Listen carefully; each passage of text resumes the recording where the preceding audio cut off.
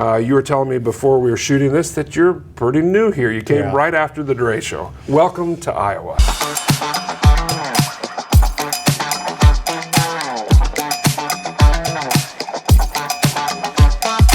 Hey everyone, happy Thanksgiving. Welcome to my Pastor Paul update. So glad that you've joined me. And I have Shawn DeBarr with me, who is a captain in the Salvation Army. And of course, this is that season where we hear those bells ringing and we see those red kettle buckets out there. And so thankful that you joined me today.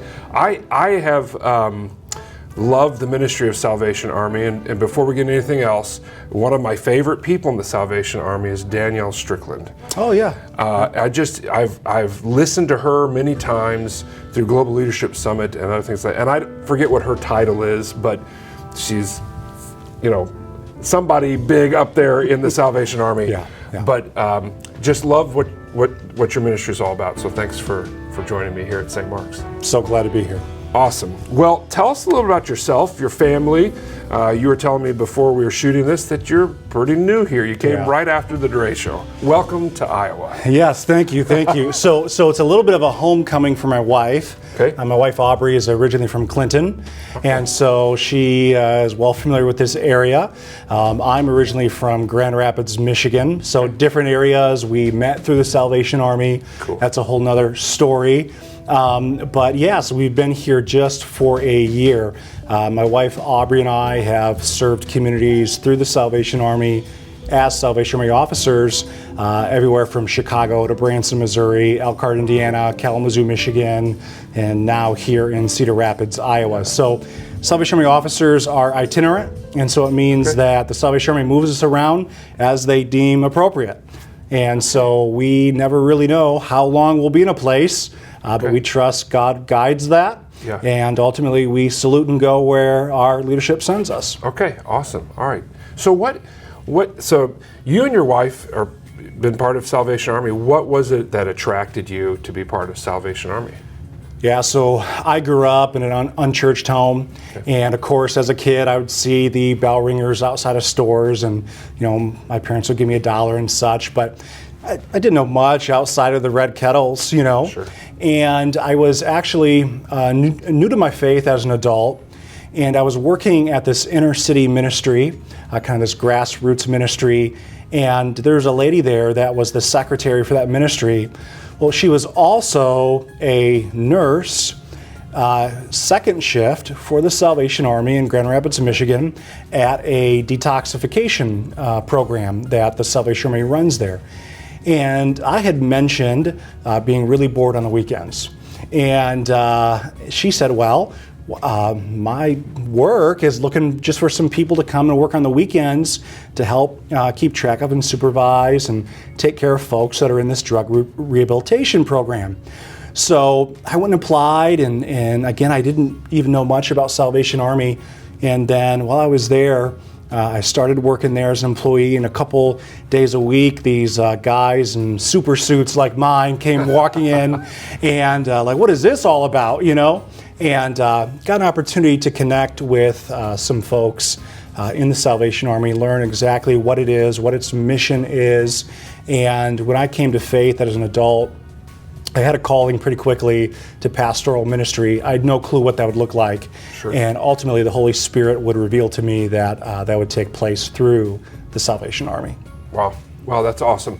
I think the Salvation Army is so uniquely positioned. I feel like, and maybe this is wrong, we're going to talk about how y'all meet community needs, but there's so many things that the Salvation Army does, I think that most people have no clue about. And I also feel like it's a little bit like a church. Yeah. At the same time as an organization that is community focused and supporting the needs of the community. So just give me just some of the things I think most people don't realize what the Salvation Army all does. Yeah, and you just hit kind of the symbol, which is even an internal discussion and debate for us in the Salvation Army. We're this movement, we're a worshiping community, like we're all of this. Yeah. So for the Salvation Army, again, it was founded by this Methodist minister, late 1800s, London, England, who said, look, regular church ministry, I'm kind of done with it, and I feel called to the poor. And so William Booth, him and his wife Catherine, our founders, started this very practical ministry on the streets of East London, 1860s. And William Booth had a theology which is still at play in the Salvation Army, which we call the 3 S's. Soup, soap, and salvation. So William Booth felt that it was difficult to speak to a person about their soul and about what God had offered them through Christ when their stomachs were grumbling, they didn't know where they were going to eat. And so that ministry, by the time that William Booth would die in the early 1900s, the Salvation Army's work expanded from the east side of London into 90 countries. In the early 1900s, now we have ministry in 131 countries. We service every zip code in the U.S. And so that funnels down to, though, the Salvation Army reflects our mission, which is to preach the gospel of Jesus Christ and meet human needs in His name without discrimination at each local level that we serve. Oh, that's very good. That's awesome. That's what I love about the Salvation Army, because you're not afraid to share the gospel. And I think there are a lot of organizations out there that maybe have Christian roots, but they kind of say, well, that might be unpopular now. But you guys are there in the need and the struggle, and you're sharing the gospel. So, what are some of the ways that? Well, let's talk about the Kettles. I love the Kettles, so I'm going to sign up my son again. He is the greatest fundraiser for the Salvation Army, I promise you, because he doesn't just ring the bell. He's like up in people's faces, in a good way, like cute son. And so they're like, here, just take the money, and I have to tell him, no, it goes into the kettle. Okay, a side story, but tell us what all of that goes to, here and then around the nation, around the world. Yeah, so all the funds that are given to the Red Kettles here in Lynn County, they're supporting the local work of the Salvation Army. And so they're not necessarily going anywhere else. Those Red Kettles are used to support us. For the Salvation Army, in the months of really November until the end of December, we're raising over half of our annual operating budget for the Salvation Army in Cedar Rapids, which again, we serve all of Lynn County.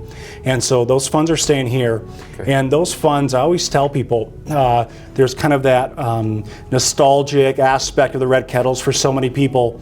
But for those that come to the Salvation Army every day, for example, the 180 people that are getting meals from us, breakfast and lunch, for us, that ring of the bell is just like nostalgic. For them, that's like the sound of a dinner bell. Sure. And so the 2 hours that people bell ring in those slots, those shifts, they're actually raising funds. There's real people, real faces. We know their names, and we love the opportunity to serve those people on the bell ringer's behalf. Sure. So you had mentioned before, so not only do you feed people, but you also had a gym that was damaged during the derecho. It's been repaired. Tell me what's going on there. Yeah, so we have basketball programs, we have weekly youth programs where we take kids from the neighborhood. They're all Christ-centered. During the summer, we run a day camp program that's for working families that otherwise they wouldn't be able to afford childcare. Sure. And so kids are a big focus of our ministry. So our gym being down this last year, which was a huge hit to us, we couldn't have basketball. Our youth programs were kind of different. The kids didn't have that space. And so now over a year later, the gym's back, new floor, new roof, new HVAC units. And so we're so glad to once again host our basketball programs in January. Again, an opportunity to engage kids in our neighborhood and in the city and the county, all though rolling in that message that we have from the gospel. Yeah. I also know that you take in things. People make donations, not only financial, but kind of you have a thrift store as well. Same thing, as you sell things through there, that goes to the ministry here. Yeah, so the thrift store is a different kind of vehicle. So one of the things that the Salvation Army operates all across the nation is what we call our adult rehabilitation centers. And these are regional, 6-month rehabilitation centers. They're 100% free for people to use. They take no government funding. They're 100% Christ-based programs. So our thrift stores, actually, they fund our regional adult rehabilitation center, which is in Davenport. And so individuals that are needing to have an extended stay to get over any type of chemical dependency, drugs, alcohol from our area are able to literally with the shirt on their back check into that adult rehabilitation center in Davenport, and they'll provide everything they need. It's a work therapy program, and so the folks that are in that program are getting back into a routine. During the day, they're working. The Salvation Army is employing them. Then in the evenings, they have programming around Christian living and different classes in chapel. And so it's a wonderful program that we have access to in our thrift store. All the proceeds fund that. That's great. That's awesome. Such a needed ministry, and love hearing that it's going to great things. So somebody's watching this, and obviously they can get involved by making a donation in a kettle, but how are some other ways they can get involved with their hands and feet? One of our biggest needs we have is related to our feeding program. Okay. So as I said, about 180 people a day. We do a hot breakfast, hot lunch, Monday through Friday at our office in Cedar Rapids. And we are always desperately in need of hands, of people that are not just willing to serve, but people who have a heart to look at the folks coming in. We get such a wide background of folks, sure. Some of which you'd look at and not even think they'd be looking for a meal from the Salvation Army. But we need folks that have that heart to interact with people, to see the face of Jesus in them, and to be able just to interact and pray with them and talk with them. And so our feeding program opportunities are a big portion of it. We just ask for about a 2-hour commitment once a week. Sure. That's a major opportunity we have in addition to the kettles. Yeah, that's great. That's good to know. So last question for you. We want to know something about you that most people don't know. So what's something about Shawn DeBarr that you know, the whole world's going to find out in this video? Yeah, I was thinking about this question. I was going to say, well, everyone's going to know after this, right? No, it's probably lesser known, and it's a part of my greater testimony. But so I was actually conceived in a drug rehabilitation facility. Wow. My mother and father were alcoholics, and they found a fondness of each other while in rehab, actually. And so that's actually where my life began. Okay. God's hand over that. The greater side of it, many of my siblings had some developmental issues because of my mother's alcohol and drug abuse, but I was protected for the greater beginning of being in my mother's womb because she was in that program. Yeah, and see this is amazing about our God, isn't it? God sees in the future, and God knows, okay, I'm going to bring Shawn here after derecho because Cedar Rapids needs the Salvation Army. Yeah. And so we're so glad that you're here. I love the story of the founding of the Salvation Army. I think the answer that we're going to give soup, soap, and salvation to folks, it reminds me of James, when he's writing, it says, what good does it do to tell somebody, I hope you're okay and go on your way? When you can meet their needs. Yeah. And so we're really thankful the Salvation Army is here in Cedar Rapids, and appreciate all that you do. And now I get to say, because I've been here longer than you, welcome to Iowa. Thank you. So great to have you here today. Thanks for your time. I really appreciate it. Thank you. All right, everybody, have a happy Thanksgiving. God bless you as you connect faith and life.